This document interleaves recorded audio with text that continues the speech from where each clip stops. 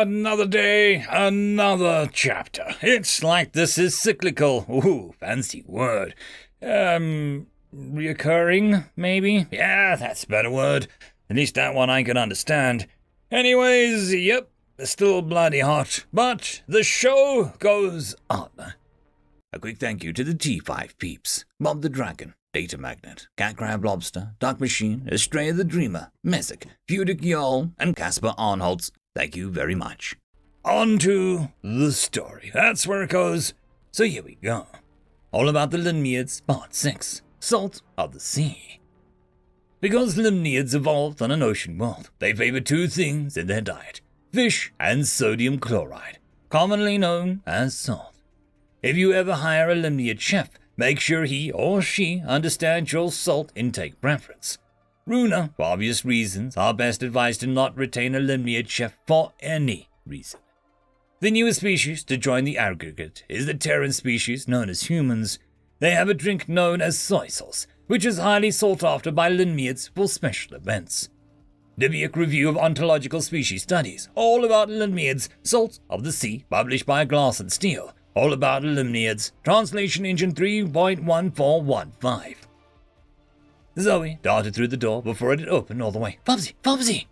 Nerf was right behind her and saw Fubsy emerge from behind one of the lounges in the main room.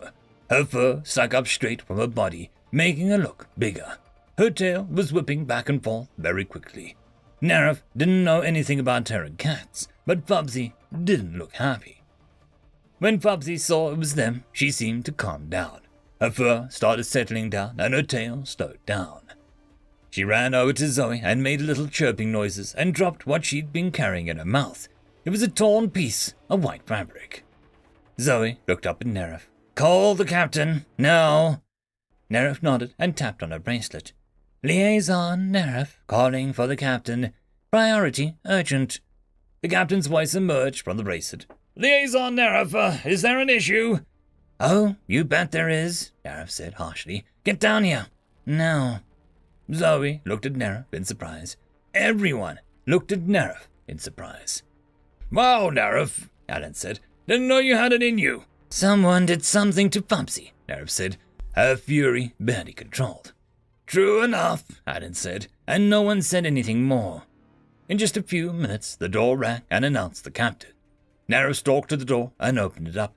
Someone was in our quarters without our permission, Nerf said, and someone distressed our cat.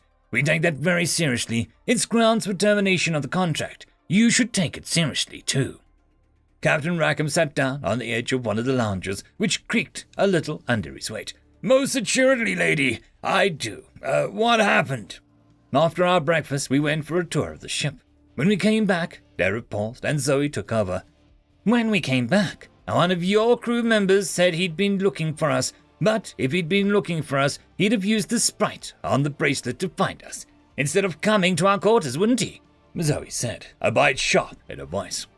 He was leaving our quarters. I could tell he'd been in here. When we came in, Bubsy had this.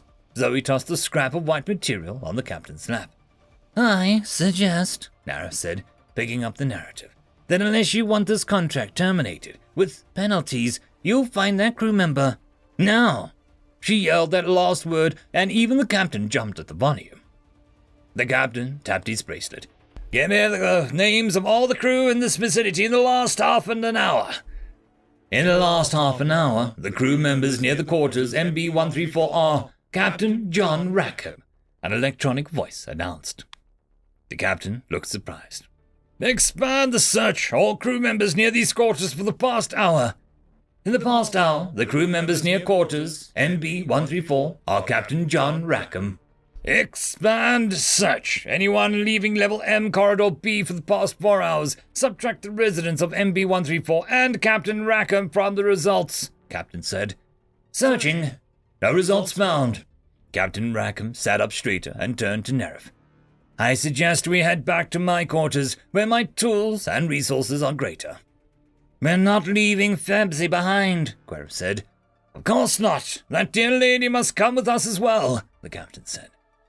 Adam took Fubsy's leash and clipped it in a harness.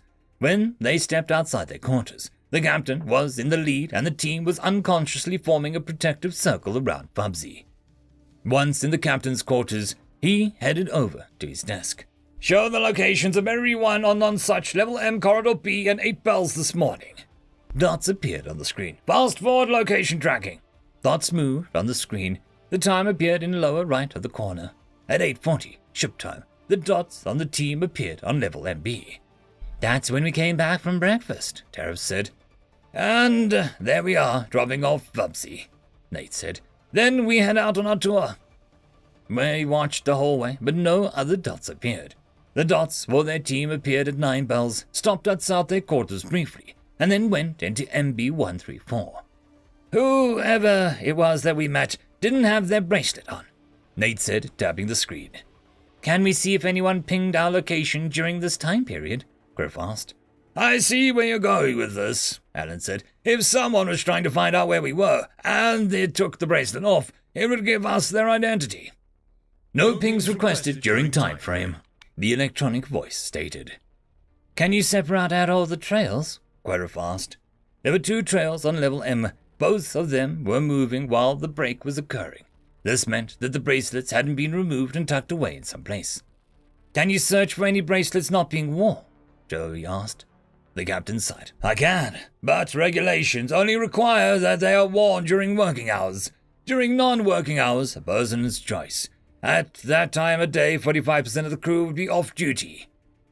In any case, we already know that whoever broke into your quarters has a detailed plan in place. It requires them being off duty and you being away from your quarters.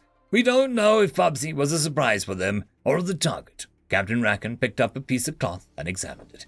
I can't be sure, but it does look like this comes from one of our uniforms. I don't suppose there's any chance that we can track the uniform, Nerif asked. Captain Rackham shook his head. They're disposable. We wear them for a day, then recycle them and create a new one for the next day.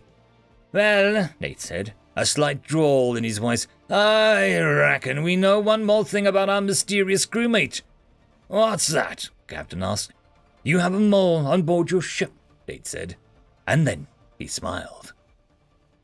End of chapter. And that, my friends, concludes this video. I hope